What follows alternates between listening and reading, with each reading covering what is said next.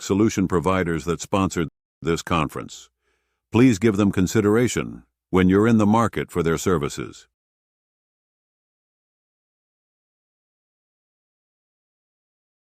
This session of the Ultimate Sales Kickoff Conference is Crawl, Walk, Run, Fly. Meet your prospects where they are and sell a gradual migration from fully insured to a NextGen self-funded plan.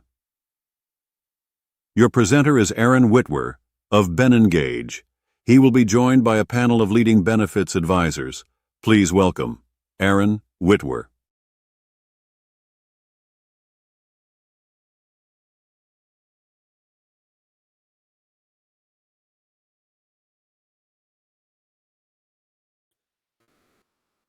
Good morning or good afternoon, everybody. I hope everybody's doing well today, and hopefully it's not 0 degrees out like it is here in Ohio. But we are not here to talk about the weather. We are here to talk about crawl, walk, run, and fly. And what's important, I think, to start with, and what I want to make sure that everybody has from a takeaway standpoint. You can look at your objectives in the guide and on the agenda is a C-suite talk track. Um, that's because in my experience, and I think the others that you're going to hear about here very soon, is that it's one thing to have the strategies that you've learned about at a conference, you've heard about them, you've gone around to the vendor fair and met plan partners that do a great job. Some of those are sponsors here today. It's another, though, to be able to get your foot in the door and talk to the C-suite, talk to these employers, these prospects, and convince them, build trust with them to help them see they can move along the healthcare continuum from fully insured to crawl, right? The crawl, walk, run, and fly strategy. So we will both talk about the C-suite talk track. We will talk with the panelists, of course, about how they actually do it, the continuums they use and their experiences with them. And we'll end with a summary. And there'll be a slide we're going to bring up here that is a graphic of the continuum that everybody can download. You'll be able to have that as a takeaway in addition to the C-suite talk track itself. So as I go through, please feel free. You can also ask questions in the box, and we'll make sure that you have that exact talk track after the fact. So that's what we're going to jump into right now.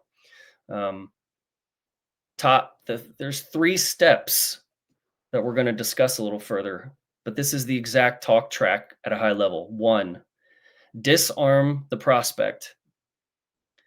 Number 2, lay the groundwork for the incremental strategy, which is crawl, walk, run, and fly. And then win the business. So, as an outline, however you choose to do it, as you're talking about your prospects, talking to your prospects, I want to encourage you to use that as your step 1, 2, and 3. Of course, we all want to get to 3. But let's talk about disarm your prospects. So, number 1, Nelson talks about this a lot, and NextGen talks about the change, the ability to change, and your employer's appetite for change, for lack of a better way. Change is an investment. That's a term Nelson and I talked about this quite a bit, and he uses a lot. Change is an investment for these employers. When they consider working with us, they're making an investment. And we've probably all been in that room with that employer, very excited about what we want to do, what we have cooked up for them as a plan. This is going to work great. These are my plan partners. But when we see where they have been or where they are now and where we are likely wanting to take them, that could be a very big difference for them. And so by understanding that change can be challenging for them, what we are doing is building trust to say, we're going to make this strategic. It will be a controlled process, and it's aligned with your business objectives, your outcomes. And so that is the next approach here too. So understanding that change is a big investment for them, acknowledging that it is, is the first step for them to, again, they know you, they probably like you, and they're building trust along the way. The preferred approach, and this is part of this crawl, walk, run. And I want the panelists to all speak to this a little bit, because everyone's going to address this a little bit differently. But very often, the preferred approach is to say, "I'm going to make minimal changes in this first year to you, employer, because what I know that change is hard, and I know what I'm telling you and what you're trying to absorb is a big deal, and it takes a while to figure all this out. So, how about we start with minimal changes? We'll work closely for a year or 9 months or 6 months, whenever you're talking to them, whenever their renewal date is coming up. And let's make sure that you and your leadership team understand what we're about to do, that it's the right foundation, the right objectives, and we're going to reach the outcomes you really want." It removes the pressure, the uncertainty, of anything that might be large scale, wholesale changes, and that might have to happen immediately. Because again, we all know what it's like timing wise. It's very often that you're talking to these prospects at the last minute. Now, hopefully, we're not, but if you are, immediate change, significant changes is really disruptive. And I'll ask the panelists to expand on that kind of thing. Well, step two of this is laying the groundwork, discussing with them crawl, walk, run, fly. Well, what's that mean? We have a plan. We've done this before, and it's a phased approach. So, prospect, I know this feels like a lot of change. You're obviously interested because we're talking about it, but let me lay out what this actually looks and feels like. I know that our prospects, or excuse me, our panelists have that. I know Ben Connor and I have actually talked about this very intimately, and I actually visited his office a couple of years ago, and he laid out the entire process, which is not just 4 steps, which I'm sure he'll discuss. It's quite the process to help the prospect, the client, know we're taking you through this trajectory. You could go fast, you could skip a couple steps, but you don't have to. And so you're again building trust by explaining that this is an incremental strategy: crawl, walk, run, fly. And so it's important that during these conversations, as I alluded to, that we go from knowing you, liking you, and trusting you. And so the kind of things we have to do to build trust is reduce the perception of high risk. They again are in pain. They're likely coming to you, and you've gotten this meeting with them because they're in pain in some way. And you've identified some of the pain, but there's still this pain of change, this perception of risk. The crawl, walk, run, fly addresses that exact thing. The other thing is confidence. Providing them with real world examples of how you've done this in the past, or others, partners of yours, which is an advantage, excuse me, of being in the NextGen mastermind group, is saying, look at all these other partners that I have and these other advisors that I work with on a regular basis that can help me look and feel bigger, so that I can acknowledge that I've done this before and that we've reached long term goals. The last is buy-in, acknowledging the complexities of this, that there is a crawl, walk, run, fly, and I would like to move you through this. Um, but we have to work collaboratively on this. And there's going to be complexities. There's going to be change. You're going to have to go through communication with your employees, buy-in from your employees, even if you think it's a good idea, and understanding we may have to change some things. We might have to change what hospitals in network or where you get your MRIs. Just getting down to the nitty gritty of things about that. Again, this is part of this step two of laying the groundwork for the incremental strategy as you're building trust along the way. That this is the important part: acknowledging the change, getting to the strategy, how you would do it, not rushing them, and then step three, winning the business. The goal is for you to see the value in working with us. I would like to work with you as long as it takes to get you to run, fly. And if that takes a few years, and it takes us staying and fully insured for another year, or 9 months, or 6 months, or however much time we have left, as we alluded to before, that's fine. Because it's better that we have the BOR letter than someone else having it, because they don't have the same investment likely that we do in getting you there. So as Nelson says, the advisor's job is to get the business. We can't help you if we don't have the BOR letter. So regardless of how long it takes, let's get you moved along that trajectory. So again, let's go back real quick. Talk track, disarm, lay the groundwork, crawl, walk, run, fly, and let's win the business. You've built trust. They want to do this with you. They might not be ready now. We need to not acknowledge their change and let's go. Okay, so without further ado, let's bring on the team. Let's bring on the panelists. I'd like them to talk about how they exactly go through these processes. I'm going to throw some curveball questions at them, make them sweat, and hopefully we get a lot out of this. And if anyone has questions, please feel free to do the Q&A. I believe it's open and available. Anyone can test it now if they'd like to. But please submit your questions, and we'll get to as many of them as we can.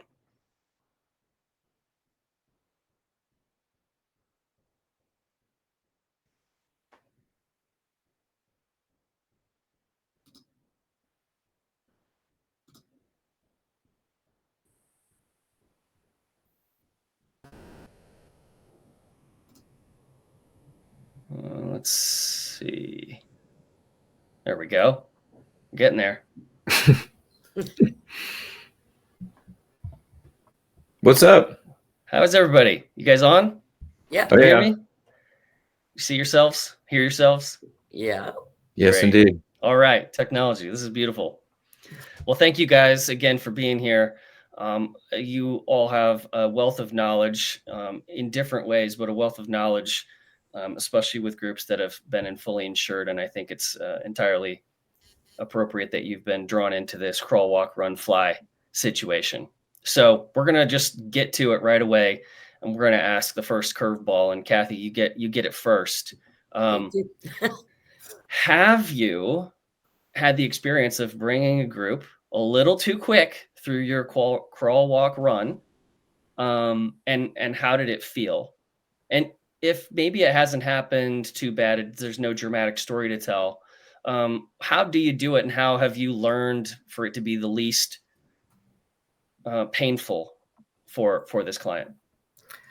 Well, thank you for having me, and hi, everyone. I probably handle things maybe a little bit different than our other panelists here.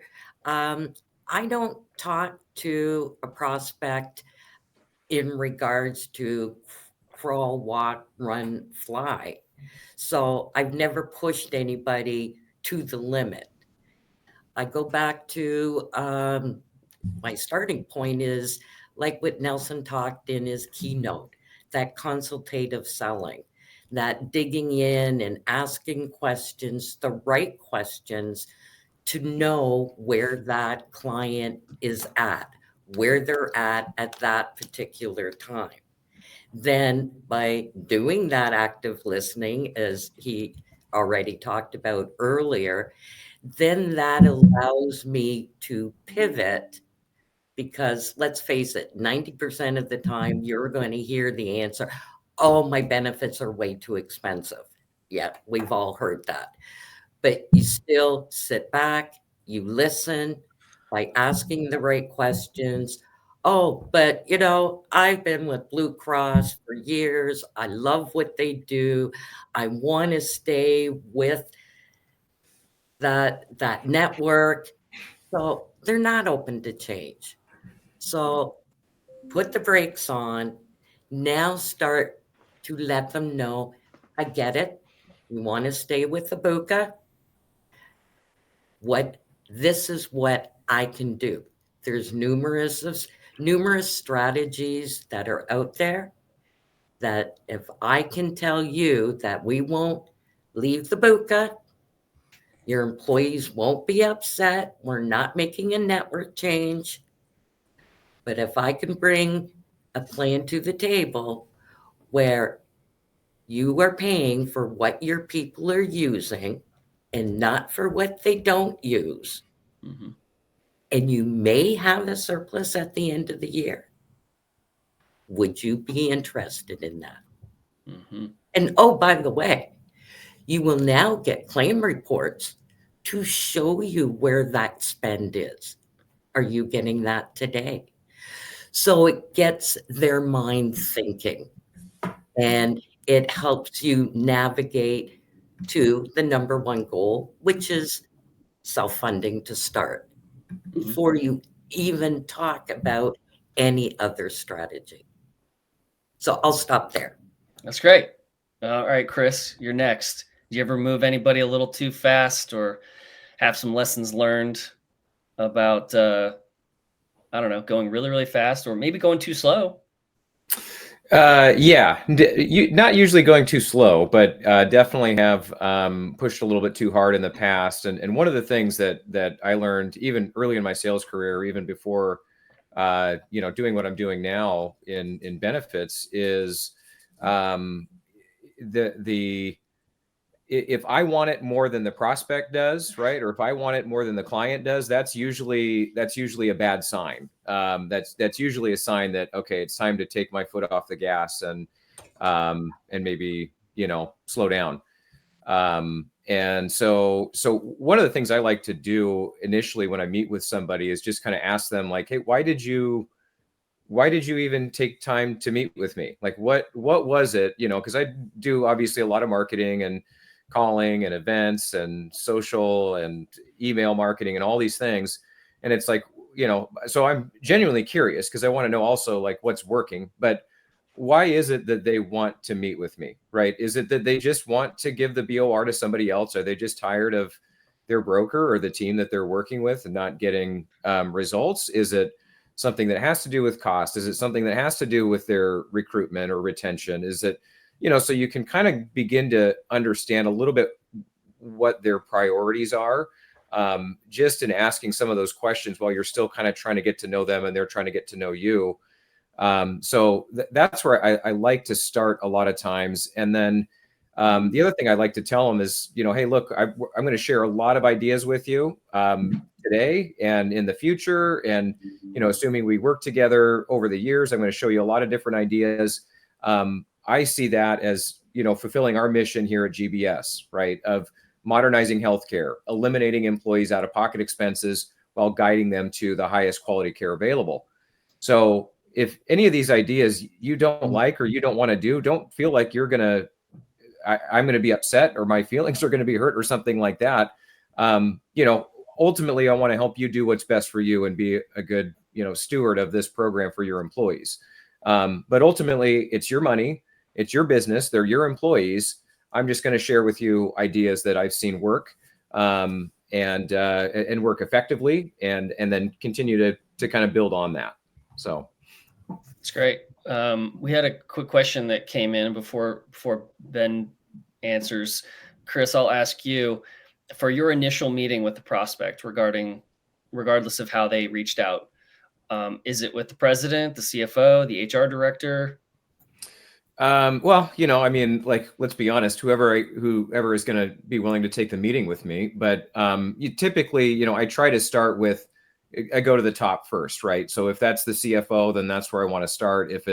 In some cases, if it's maybe a smaller company, it might be the president or the owner directly.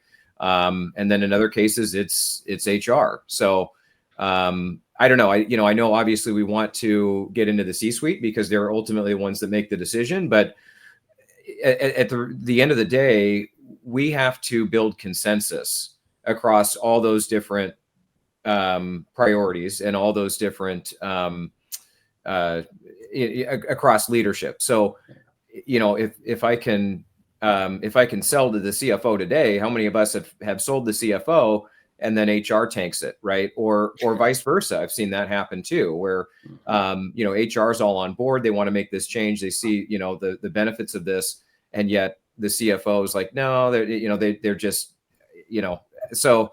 You have to build consensus. So to me, I used to get hung up on that, but I've become less so because you just want to have meaningful conversations. And the other thing that's happened, and I'm sure this has happened to the other panelists too, where you've met with somebody, you've talked with somebody, and maybe at some point, they don't hire you, but they move on to a different organization, and they maybe remember that conversation or they remember that strategy that you shared with them.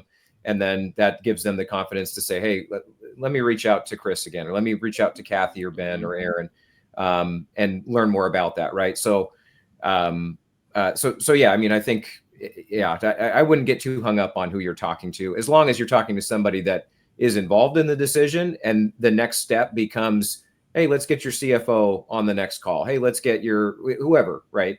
But as long as you're kind of making forward progress. And the other thing I've learned about sales processes is that, yeah, you want to have somewhat of a sales process, but you kind of have to invent that too, right? If there's no, you have to have a next step. You have to have a reason to get back on their calendar again. And sometimes you have to invent that wherever you can. Yeah. Ben? Yeah. And Aaron, thanks for having me and for hosting us today. I've 100% pushed people too far. But I kind of look at it this way, quite honestly. It's um, so I, I'm from the state of Indiana, huge basketball guy, and have been a basketball coach for about a decade of my life. And when we had a player who was like shooting from the field like 5 for 5, so they've made all 5 shots that they've taken. In my opinion, that just means they haven't taken enough shots. They need to shoot more. If you're 100% from the field, you need to shoot more. So obviously, when you look back at situations where you've pushed someone too far, you're like, oh, there was a line there that I crossed that I shouldn't have done that. However, it's part of the learning process. It's part of understanding where the line is or how you would have done that situation differently. I think those handful of situations where we've probably gone too far has probably been the best educator for me as a consultant. Before I knew what I was really doing in changing healthcare as we're trying to do, I mean, that's the wild, wild west. Lewis and Clark, like drawing the maps, my thought is going into that was, hey, I'm the expert. They're not. I know what I'm doing. They just need to trust me. Yeah. And that's immature. It's incorrect. So I think in that failure, it's helped me see a different perspective of, how I change that. And I think that starts with mindset. As people go on this journey, you're way ahead of them on mindset of what can be accomplished and how they can serve their workforce better through one of the most expensive things that they buy personally, as well as the most expensive thing that the organization purchases. So they have to catch up. So there has to be a mindset change and an education process to get them, to understand or have a baseline for what and then from there you kind of layer that cultural piece on. I think we can look for all these interesting sales tactics or all these different things we can do to grow a client base or revenue or whatever, but I have to remind myself, I think probably every like 4 months, maybe not that frequently, but it seems that way, that this is a relationship business. And you have to have a relationship that is built on trust. You said the know, like, and trust you. It's absolutely important. It has to be built that they know that you have their best interest at heart from a business. From that relationship, you need to understand, like, what is their risk profile. Not all founders are cowboys and will just sling it because it's a good idea. There's lots of different owners and founders that make decisions differently. And then lastly, just understanding the cultural environment. Some employers really handhold their employees. So if you're really pushing the edge, you're removing that from them because they don't understand something or it's unusual, and they'll get uncomfortable. They'll get surprised. And then again, that's where you kind of look back and say, man, I think we went a little too far on this. But anyway, there's a balance there.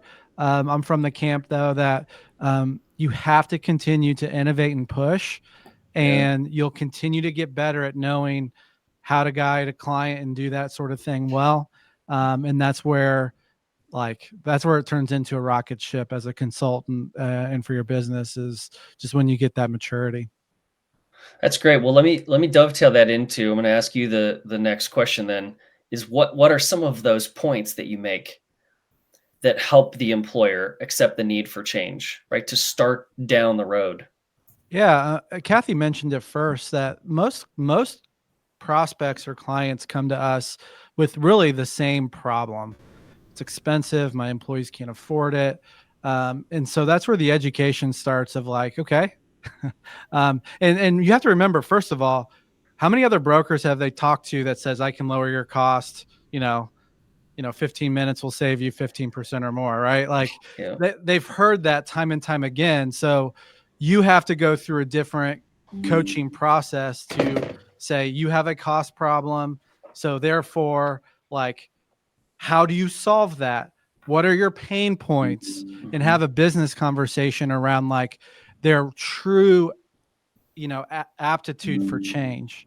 And then I think from our perspective, you mentioned in your monologue at the beginning, we created what's called the Connor Insurance Pathway, where we really showed them a step-by-step process from stage 1 to stage 8 of how we make incremental decisions. And simply the process is to take the next right step. And so we do an education process around that, as well as a strategic plan to say, hey, what would it look like if we just did this in the first year? Would that be a win? What would be the outcome of that? How would that improve your situation? And from there, it kind of gets us going in the right direction. Love that. Chris, what are some points? Are there some specific things you talk to employers about, prospects, to help them accept the need that there will be change, right? We probably won't just be fully insured, comfy, cozy for the rest of our existence, or those that are sort of asking you for more. And what are some of those points you make? Well, so one of the things I think gets downplayed a lot when you're talking about the solution and when you're talking to leadership and things is like how, because I think what goes through their mind a lot of times is like, okay, they know the way that they've handled open enrollment and new hire onboarding and things in the past. And if you don't have solutions around how you're going to communicate the differences, so if you're putting in place medical management, if you're putting in place some of these other, specifically medical management, because we really want people to engage with that on the front end as they engage with their health plan, rather than just take that card out of their pocket when they go into the doctor's office or the pharmacy. And so that's a lot of times where I like to start is it's like, okay, so how are we going to communicate this to your employees? And so begin with that communication piece. And then I mentioned in my previous comments about your sales process. Part of my sales process is introducing my partner, Eric Silverman, and having him talk about what they do from a communication standpoint and how we can roll this out and how we're putting videos and PDFs and scheduler links in front of their employees so that they can understand during open enrollment time what they're saying yes to or what they're saying no to, what they're waiving if they're going to waive from coverage. And then we can handle that throughout the year as well. So not only are we communicating with them at open enrollment, we're doing this for new hires, but we're sending out quarterly or typically at least biannually. We're, sometime in mid-plan year, we're sending out text message campaigns, email campaigns that are, again, highlighting some of these solutions that we've brought to bear. And so that's a major component of this too, is that you have to, what their big fear is, and I had a CFO friend of mine say this so clearly to me, and I repeat this all the time, is he said, look, if I want to change CPA firms, I can do that tomorrow if I want, because that affects me and the few people that are in my department.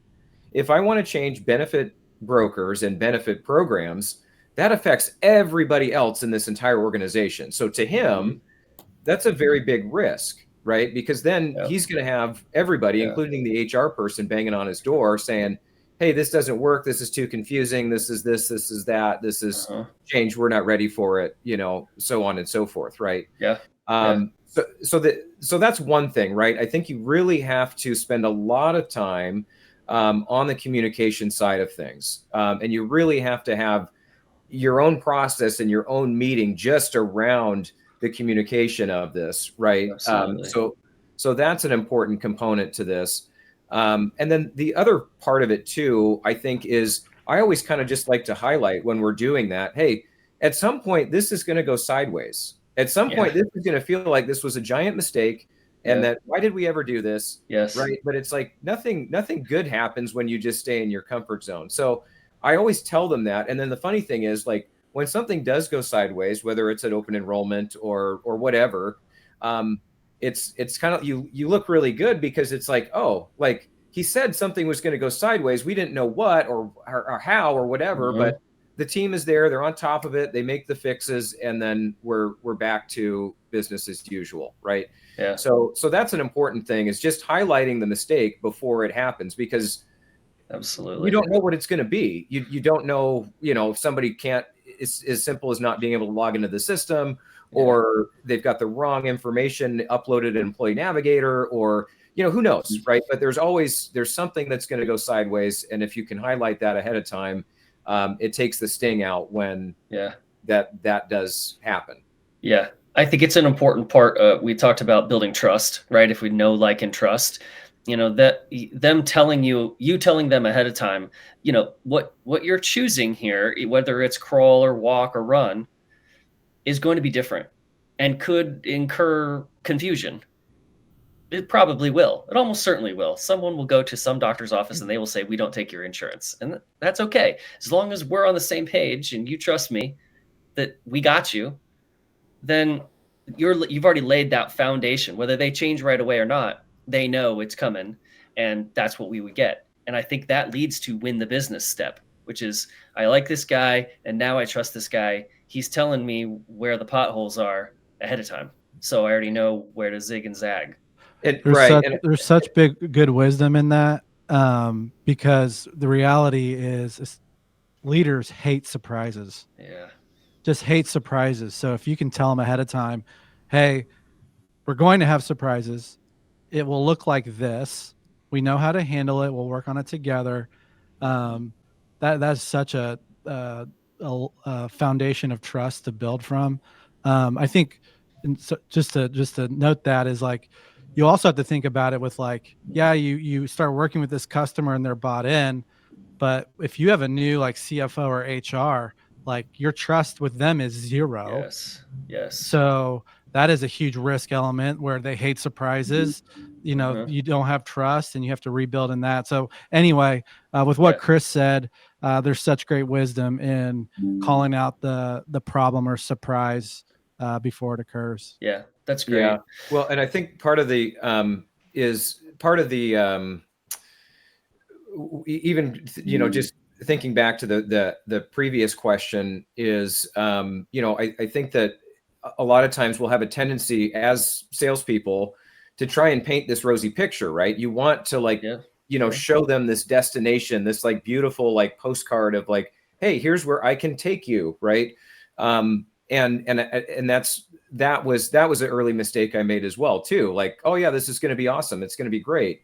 I mean, if the financial goal, is your only objective, but a lot of times it's not. A lot of times it is limiting that noise, and simplifying things for employees and such. And so, so if you can, that was an early mistake that I made, that then it was like, I'm going to point out that this is going to go sideways, because I don't know how it will, but it's going to. Yeah. And I just had that. I mean, we all just got done with fourth quarter. I brought on a new client, and it was the Murphy's Law of open enrollments, right? Like, we've done this so many times now, and yet this one just seemed to go completely sideways at every turn. And that's what I had to ultimately, tell this owner was, hey, look, I got egg all over my face here, but this will, smooth out. And again, if I had not set up the whole premise of, like, hey, something's going to go sideways here. We don't know what it's going to be. I don't know that I would have been able to keep the group, or at least, continue to kind of build from where we're at now. So. Yep. I'd like to build on, please do. Both what Ben and Chris have said. Trust and the communication and the pitfalls definitely is so important to communicate with employers. But I also think too, with the people that are, part of our webinar here today, sometimes you have to gear some of your message or the points that you're driving to that employer based on the size of the employer that you're talking to. Okay. So when you're talking to, 100 life or a 200 life, you're going through, the step-by-step process that Ben talked about.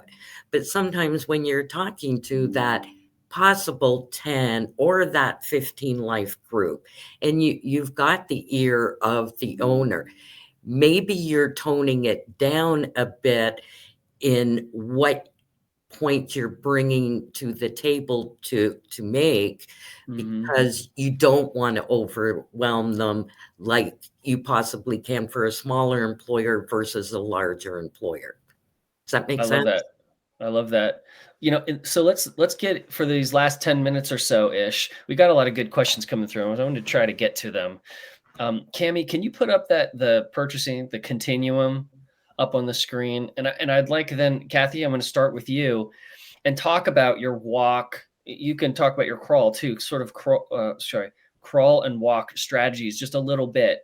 You get into, so you built trust and they're feeling good about this process because you've told them, hey, we don't have to make changes if we don't want to. The change is going to happen. We're getting, as Chris and Ben, you alluded to, we're laying that groundwork, right, for know, like, and trust. And now they're like, okay, I'm in. What are you going to use from a crawl and walk? And Chris and Ben, you guys will be next. And like I said, we got about 8 minutes or so. So okay, I'll try to keep it brief. Well, one of the strategies that I do use, and again, it all boils back to that first meeting the client where they are. If they talk about, yeah, I got to stay with my BUCA, I like the network, I like my plan, I don't want to increase my deductible, then again, by listening and going, okay, well, what is your deductible? Oh, okay, you got a 2,000. Yeah, you're probably paying through the nose. So sometimes bringing in what I like to do is a gap plan where I can hit that medical plan and increase the deductible. And the employer goes, whoa, whoa, whoa. I told you I don't want a $5,000 or $6,000 deductible. Oh, but with the gap plan, we are getting an outside vendor from the BUCA to help pay for some of that deductible. So now we can still keep you at your $1,500 or your $2,000 deductible. And so it's what I like to say, an controlled process that we're going through with that employer. And it definitely follows that crawl. And if you can bring in, self-funding at the same time, then that just helps move that continuum forward. I don't want to eat up all the time, so I'll stop there. Oh, Aaron, you're muted, bud. Thank you. Sorry. Everyone will get this slide. So I wanted to make sure that everybody knows they can get this. They don't have to scramble and write this down. Chris, Ben, what would you like to add to your crawl and walk strategies? I'll go. I think from a crawl and walk standpoint, obviously the getting them into a self-funded environment unlocks the potential for everything else. It's a almost think of it like it's Narnia. It's the wardrobe. It gets you into the world of which you can actually control costs. So that you have to be able to communicate that idea and that as a concept. But quite honestly, you can go so far in changing the healthcare deliverable by understanding and knowing how pharmacy works. because that impacts so many elements. If you think about it, it's not just the PBM, although that is very important. But when you have a cancer treatment, what is the majority of the cost of that cancer treatment? It's a medication. And you can go through all of the major type of expenses, and you're getting back to medication as the major expense. So if you can understand how medicate the PBM world works, as well as if you can understand how um, to get become a part of the supply chain of drug acquisition, you can do a lot of damage there. So in a good way, positive damage. So that would be my my go-to on the crawl and walk, is effectively communicating self-funding and be able to understand and effectively communicate the power the employer has with changing the supply chain around pharmacy and drug acquisition. Love it. Yeah, Chris? really good. I was going to go there with on the PBM side. I'll just stay on that for a moment. So one thing is, and I don't know if this is really crawl, walk, run, but one of the things is we've got a new client that we're simply doing consulting on their pharmacy spend. And so they're about a 500 life group down in California. There wasn't an appetite to change brokers. There was definitely an appetite to change part of their plan.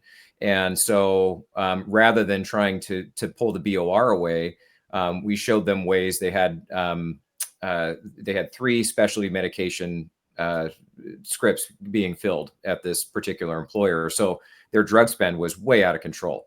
And so we showed them a way that we could simply change the PBM, that we didn't need to change anything else. And that, and so what it allows us to do is make a minimal change that the employees don't necessarily see at all, right? They still have the same brokerage team. They still have the same, everything else is still the same. The PBM, who is responsible for the financial side of filling those scripts, right? How those reimbursements are handled.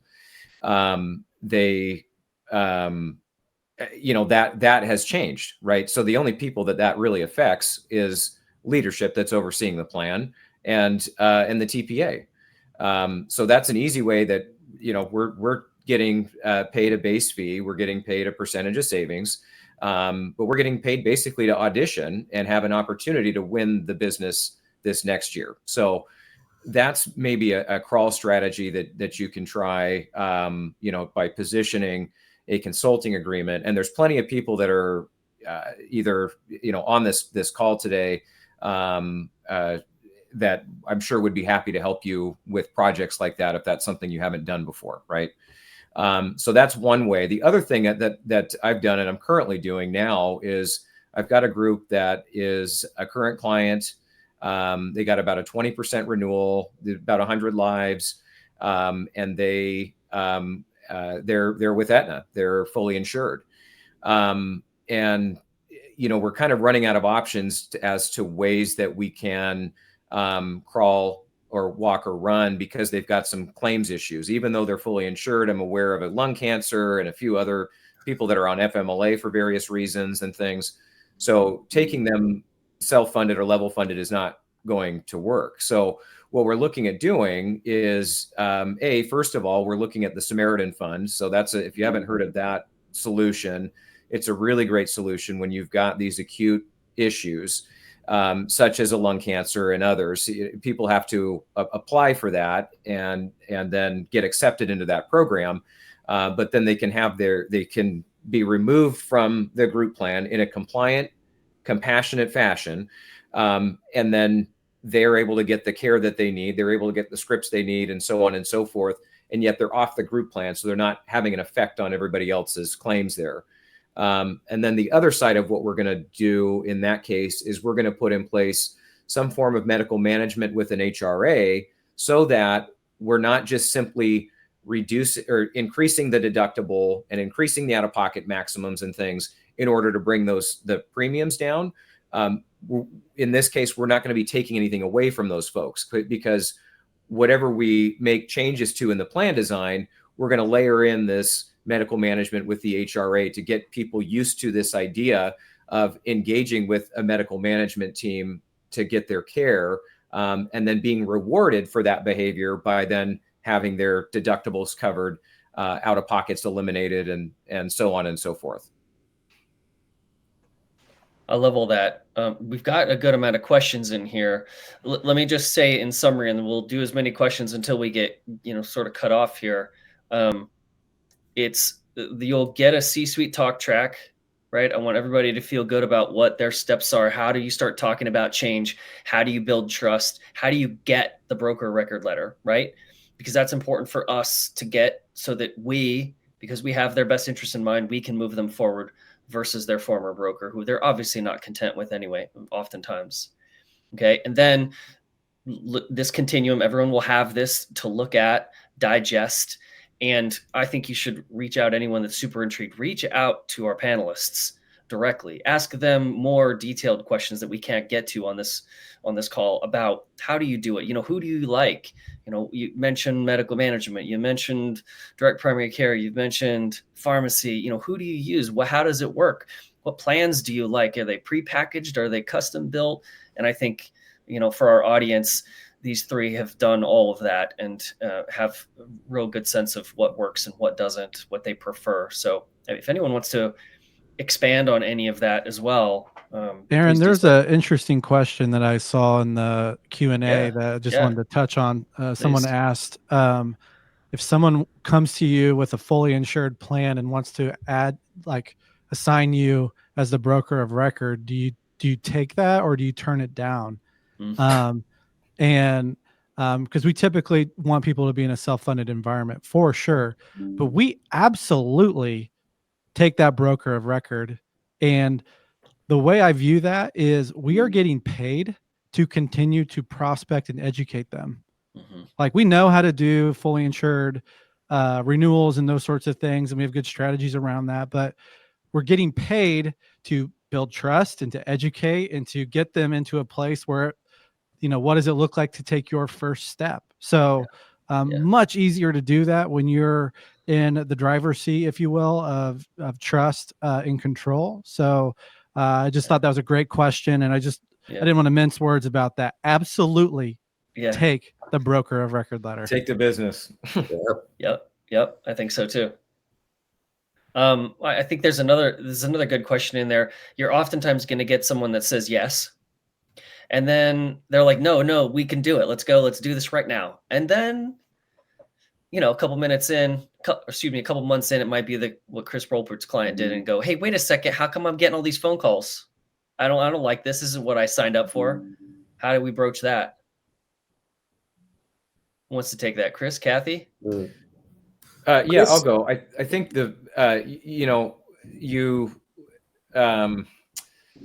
I think, again, you need to kind of head that off on the front end and say, hey, there's going to be a point where you're going to have buyer's remorse, and you're going to feel like, gosh, why did we do this? We bit off more than we can chew. If you are experiencing that, I think you really need to figure out, first of all, the root cause behind that. Is the communication, because a lot of times and it does happen, right, where, I don't want to lay everything at the client's feet, but at the same time, it's like, a lot of times it's user error, right? It's somebody that doesn't understand exactly what they're doing, or what have you, or they're frustrated, they're impatient, or, they don't like change or whatever. So I think figuring out the root cause of what's actually going on, because many times what we found is it tends to be, it's user error, and we just need to provide that specific person or people a little bit more education, a little bit more hand-holding initially on the front end. And you're not going to know who those people are on the front end either, but they'll reveal themselves pretty quickly, like within the first month, right? And usually, if you're able to address those quickly, yourself and your team, the sooner that you can do that, the better. And then I think the other thing you need to do is then figure out, okay, are there gaps in our communication? Are there ways that we could have made this more clear? Sometimes there's not. Sometimes you're just dealing with a Scrooge, right? But other times, you know, there are some things that you can do to improve that. And so you have to take that in a kind of with a positive light and say, all right, this as annoying, as frustrating as this is for us and for our team, we can take this back, and, you know, we can avoid just blaming the group and blaming their people, right? That's not constructive. So Kathy, 30 seconds. I want your parting shot. What else would you like to add, address any of that? I would say what we've been talking about so far in the last 45 minutes is building that trust with that employer, existing client, prospect, and making sure that, you know, you have their respect, you respect them, and just go at things in a controlled process and environment, and making sure that all that communication, the pitfalls, what you're pitching, you're going to stand behind, and just make sure that everybody's on the same page. I love that. Thank you, guys. Appreciate everybody. Appreciate the attendees, panelists, for taking the time. And like I said, please reach out to the panelists directly if you guys have more questions that we weren't able to get to yours. I'm sure they'd be happy to talk about it. Thanks, Aaron.